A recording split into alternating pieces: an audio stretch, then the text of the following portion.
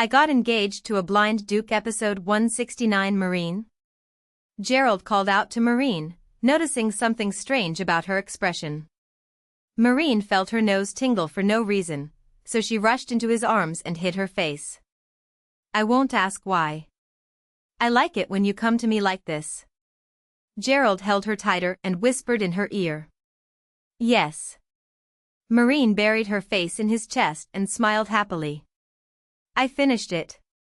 Marin wiped away the sweat dripping down and looked at her creation with proud eyes. Well done, Lady Marin. I couldn't have done it without Sharon. Lady Marin, would you consider becoming my apprentice? You have exceptional skills. Marin burst into bright laughter at Sharon's generous praise. Thank you for saying that. This young lady is slipping away like this. You're going straight to that handsome alchemist, aren't you? Yes. After saying goodbye to Sharon, Marin headed straight to Zeromian's laboratory. When she knocked on the laboratory door, Zeromian welcomed her warmly. Lady Marin. Marin smiled as she looked at the eggplant in his hand. Are you researching eggplants these days? Yes, that's right. Carrots were quite interesting, but eggplants are fun too. Zeromian put the small eggplant into his robe and pulled something out from his desk drawer to hand to her. It was her bracelet. Is the repair all finished? During the return to the Duke's castle, the jewelry no longer produced fire. So she had left it with Zeromian for repair. Yes. This time, an even stronger fire will come out. Thank you. As I've said before, your bracelet has truly saved my life. Many times. At her endless gratitude, the corners of Zeromian's mouth twitched. I don't think you came here just to thank me? Marin handed Zeromian an object wrapped in a handkerchief. You caught me. Could you possibly make something that connects each other with this? Connects each other? Zeromian repeated her words with a face that said what nonsense was this. Since you're like a mage who can make anything, I thought maybe I was thinking wrong. As Marin looked at Zeromian's expression and started to wrap the object back in the handkerchief, he grabbed it. Lady Marin, you succeeded. What? Zeromian pushed up his glasses and stretched his lips. You made me want to create it. Give me some time. Yes, thank you. Marin bowed her head deeply in gratitude.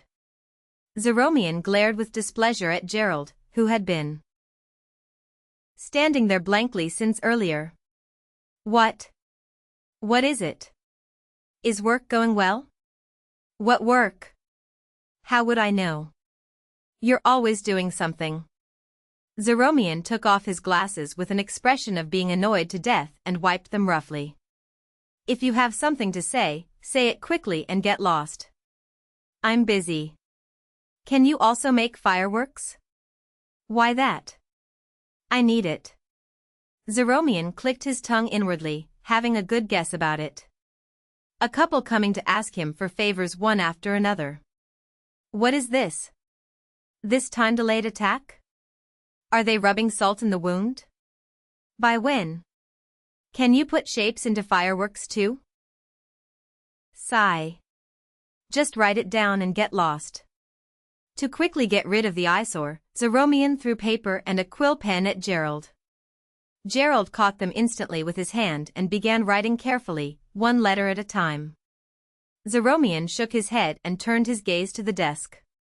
Then he saw the object Marin had just left behind. Suddenly, he heard Sharon's shouted words echoing in his head. Really, this love nonsense. After a long time, the diamond carriage exited through the Duke's castle main gate.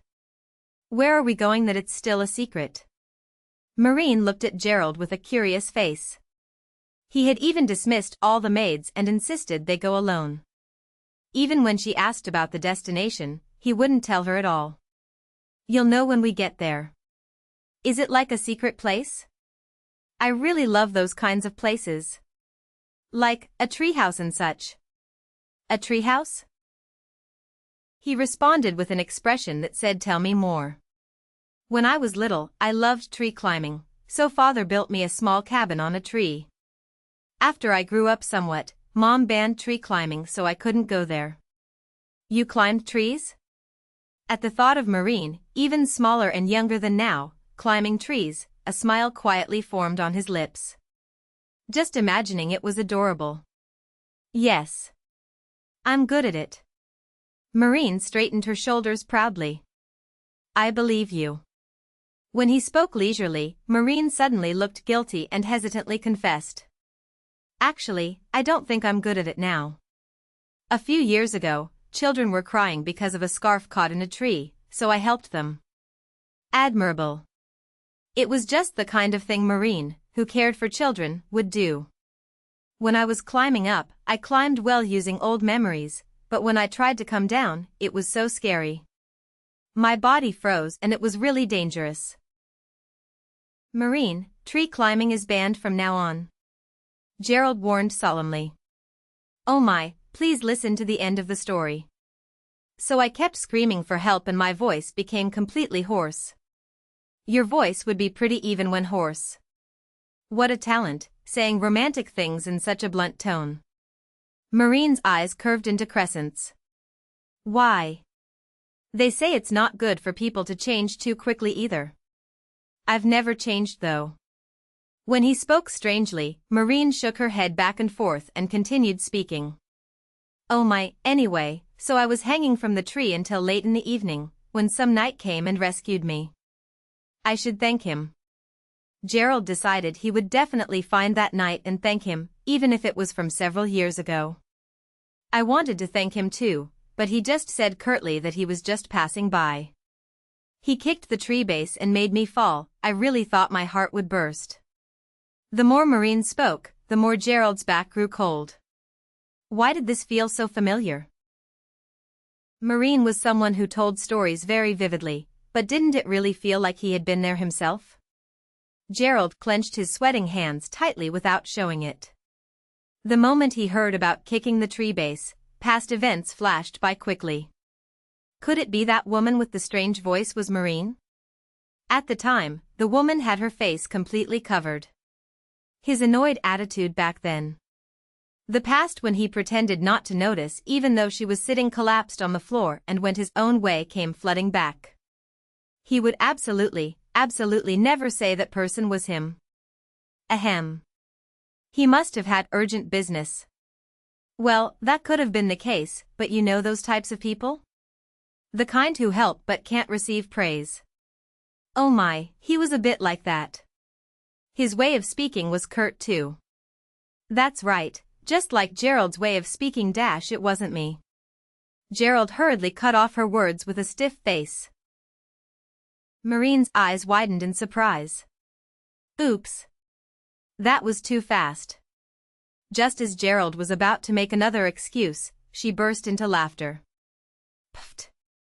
Of course not. How could I have met Gerald in such a place? But why are you sweating so much? Marin asked with a puzzled expression. It's hot inside the carriage. It's not hot though. When Marin tilted her head, Gerald simply closed his eyes and pretended not to know. If he continued talking with Marin like this, she would figure it all out. He had to prevent that from happening. It seems like it'll take time, so I'll get some sleep. Yes, please do. After some time passed and he calmed his mind, Gerald opened his eyes slightly and admired Marin as she read her book. To think he first met Marin several years ago. Each day spent with her was so happy that the passing time always felt too precious. If back then, instead of quickly leaving after rescuing Marin, he had received her thanks and started an exchange, they would have had more time together. The past time couldn't be helped, but his past self had been quite pathetic.